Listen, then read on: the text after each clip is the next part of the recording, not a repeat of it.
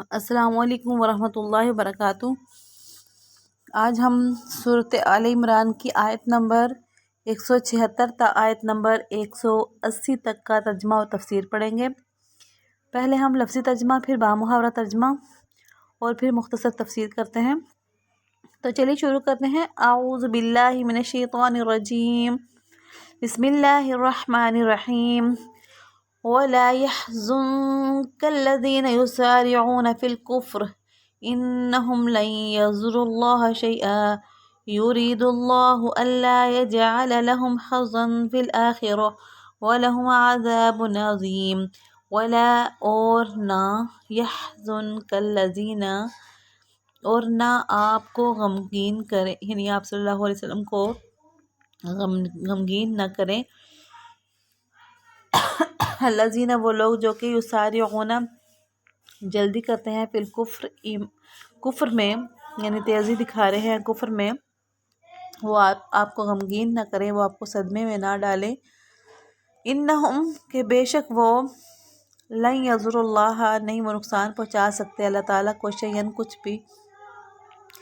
یرید اللہ تعالیٰ ارادہ فرماتا ہے، اللہ یہ کہ نہ یجعل وہ ڈالے، نہ وہ دے، لہم یجعل کا ترجمہ رکھے بھی ہو سکتا ہے، لہم ان کے لیے، حظً کوئی حصہ، فی الآخرتی آخرت میں، ولہم اور ان کے لیے عذاب عظیم بڑا عذاب ہے، یعنی زبردست عذاب ہے جو اللہ نے ان کے لیے تیار کر رکھا ہے۔ اس کا بامحاورہ ترجمہ ہے، اور اے پیغمبر، یعنی اللہ تعالیٰ آپ صلی اللہ علیہ وسلم کو مخاطب کر رہے ہیں، یحزنکا میں جو کاف ضمیر ہے مذکر غائب کی، وہ آپ مذکر حاضر کی، وہ آپ صلی اللہ علیہ وسلم کی طرف ہے۔ اور جو لوگ کفر میں ایک دوسرے سے بڑھ کر تیزی دکھا رہے ہیں، وہ آپ کو صدمے میں نہ ڈالیں، یقین رکھیں وہ اللہ کا ذرا بھی نقصان نہیں کر سکتے۔ اللہ یہ چاہتا ہے کہ آخرت میں ان کو کوئی حصہ نہ رکھے اور ان کے لیے زبردست عذاب تیار ہے۔ یعنی کفر میں تیزیاں دکھانے والے،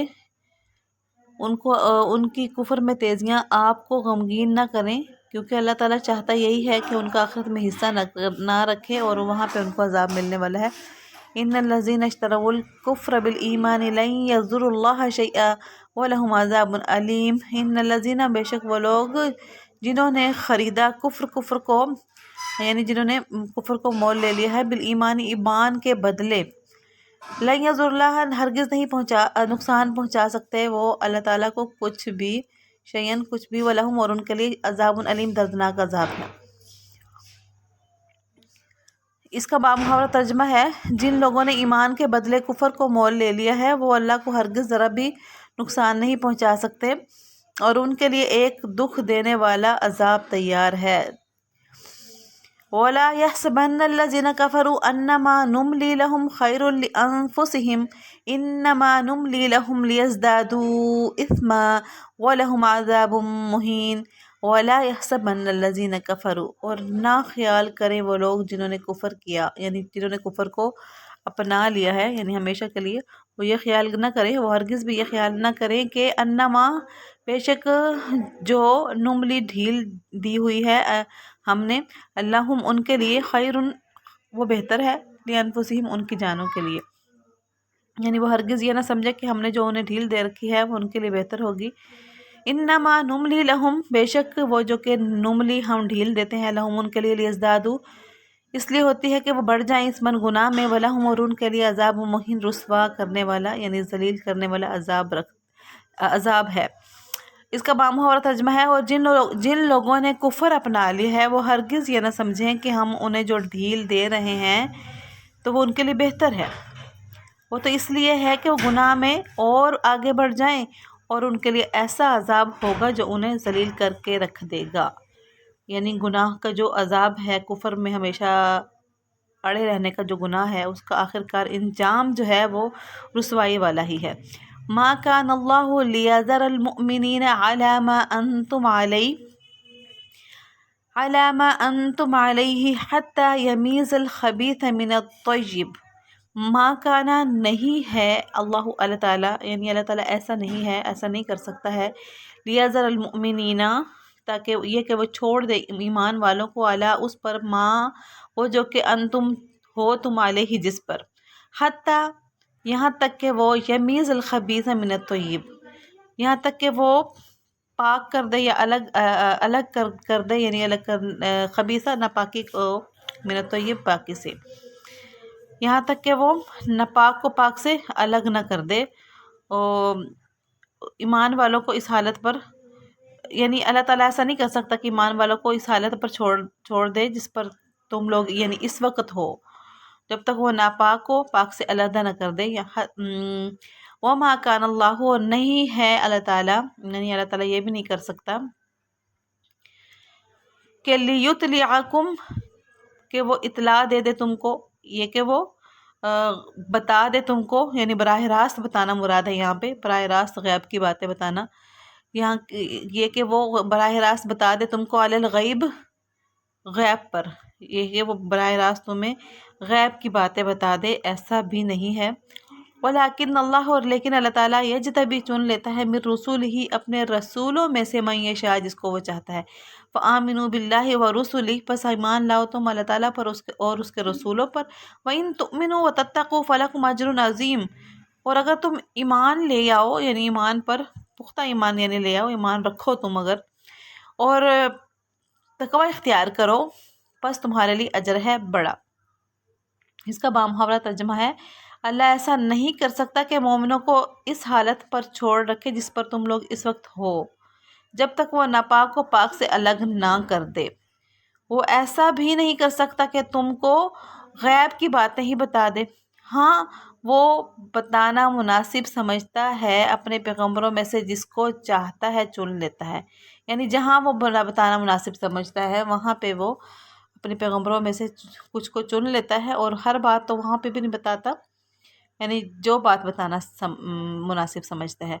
لہٰذا تم اللہ اور اس کے رسولوں پر ایمان رکھو، اور اگر ایمان رکھو گے اور تقوی اختیار کرو گے تو زبردست ثواب کے مستحق ہوگے۔ ہم نے آیت نمبر 176 سے شروع کیا ہے، تو آیت نمبر 176 سے آیت نمبر 78 تک کا جو جواب ہے، مطلب تفسیر ہے جو یہاں پہ، اصل میں یہ اس شبہ کا جواب دیا گیا ہے کہ اگر کافر لوگ اللہ تعالیٰ کو ناپسند ہیں تو انہیں دنیا میں عیش و عشرت کی زندگی کیوں حاصل ہے، یہ اس شبے کا جواب ہے۔ تو جواب یہ دیا گیا ہے کہ ان لوگوں کو آخرت میں تو کوئی حصہ نہیں نہ ملنا، اس لیے اللہ تعالیٰ انہیں دنیا میں ڈھیل دیے ہوئے ہے، جس کی وجہ سے یہ مزید گناہوں میں ملوث ہوتے جا رہے ہیں۔ ایک وقت آنا ہے، اور وہ ایسا وقت آنا ہے کہ جب یہ اکٹھے عذاب میں پکڑ لیے جائیں گے۔ آیت نمبر 179 میں اس کے مقابل اس شبہ کا جواب ہے کہ مسلمان کو اللہ تعالیٰ مسلمان کو اللہ پسند ہے اور اللہ مسلمانوں کو پسند کرتا ہے، اس کے باوجود ان پر مصیبتیں کیوں آ رہی ہیں؟ اس کا ایک جواب اس آیت میں یہ دیا گیا ہے کہ یہ آزمائشیں مسلمانوں پر اس لیے آ رہی ہیں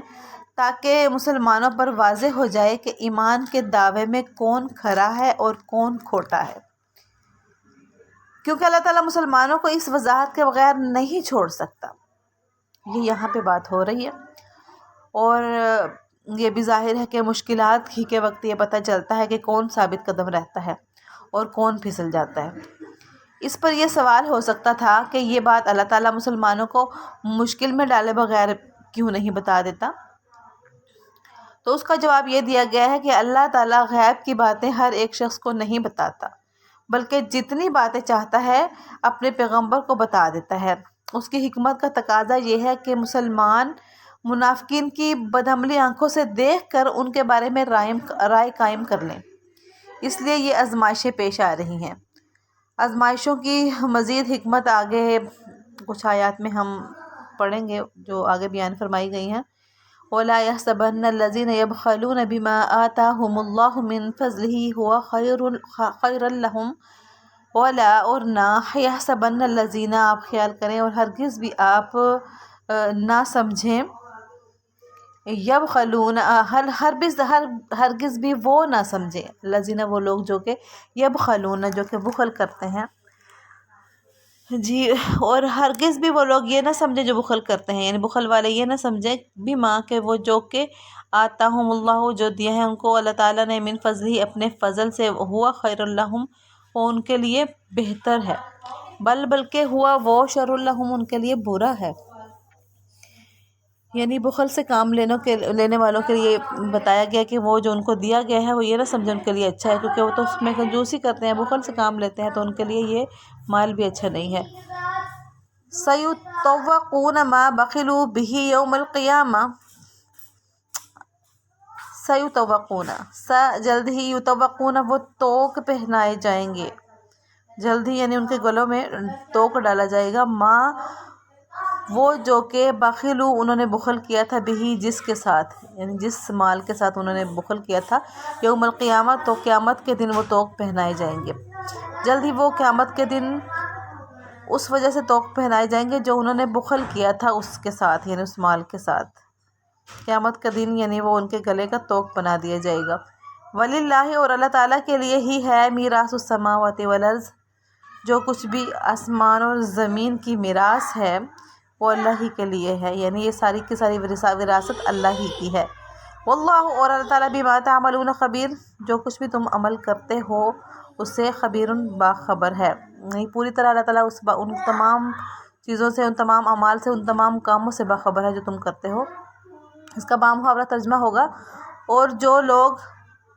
اس میں بخل سے کام لیتے ہیں، یعنی اس مال میں جو لوگ اس میں بخل سے کام لیتے ہیں جو انہیں اللہ نے اپنے فضل سے عطا فرمایا ہے، وہ ہرگز یہ نہ سمجھیں کہ یہ ان کے لیے کوئی اچھی بات ہے، اس کے برعکس یہ ان کے لیے یعنی ان کے حق میں بہت بری بات ہے۔ جس مال میں انہوں نے بخل سے کام لیا ہوگا قیامت کے دن وہ ان کے گلے کا توق بنا دیا جائے گا، اور سارے آسمان اور زمین کی میراث صرف اللہ ہی کے لیے ہے، اور جو بھی عمل تم کرتے ہو اللہ اس سے پوری طرح باخبر ہے۔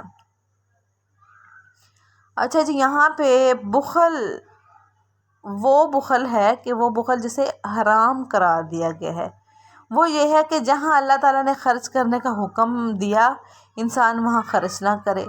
مثلا زکوٰۃ نہ دے۔ ایسی صورت میں جو مال انسان بچا کر رکھے گا قیامت کے دن وہ اس کے گلے میں توق بنا کر ڈالا جائے گا۔ حدیث شریف میں ہے، مطلب حدیث شریف میں اس کی تشریح ہے ایسے کہ حضرت صلی اللہ علیہ وسلم نے یہ تشریح فرمائی ہے اس بات کی کہ ایسا مال ایک زہریلے سانپ کی شکل میں منتقل کر کے اس کے گلے میں ڈال دیا جائے گا، یعنی زہریلا سانپ کی شکل میں اس کے گلے میں جو توق ہوگا وہ اس کا اصل میں مال ہوگا جو اس نے مخل سے بچا کے رکھا ہوگا، تو وہ مال اس کی باچھیں پکڑ کر کہے گا کہ میں ہوں تیرا مال، میں وہ تیرا مال ہوں جو تم نے جمع کیا تھا، میں وہ تیرا خزانہ ہوں جو تم نے دنیا میں مجھے جمع کیا تھا۔ اللہ تعالیٰ ہم سب کو معاف فرمائے۔ وآخر دعوانا الحمد للہ رب العالمین۔